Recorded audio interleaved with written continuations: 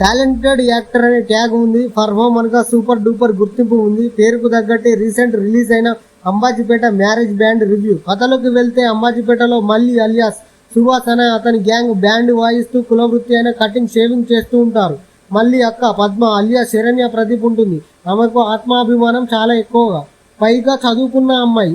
ఆ ఊళ్ళోనే టీచర్గా ఉద్యోగం చేస్తూ ఉంటుంది. మరోవైపు అదే ఊళ్ళో ఉన్న అనేక వ్యాపారాలతో పాటు వడ్డీ వ్యాపారం చేసే వెంకట్ బాబు అలియాస్ నితిన్ ప్రసన్న పద్మకి ఉద్యోగం పర్మనెంట్ చేయడంతో ఆ ఇద్దరి మధ్య ఏదో ఉంది అనే పుకారు ఉంటుంది. ఆ ఇద్దరికి అక్రమ సంబంధం ఉందనే టాక్ ఉంటుంది. అదే సమయంలో వెంకట్ తమ్ముడికితో పాటు ఇటు మళ్ళీ అటు అతని అక్క పద్మ ఇద్దరు వేరు వేరు విషయాల్లో గొడవ పడుతూ ఉంటారు.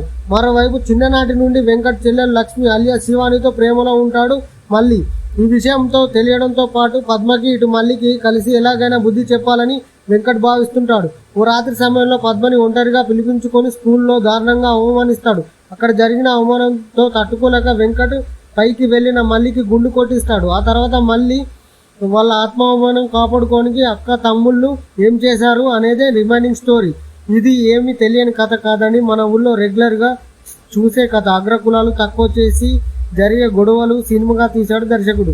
చిన్న కథల్లోనే ఎమోషన్స్తో పాటు లవ్ స్టోరీ బాగా రాసుకున్నాడు.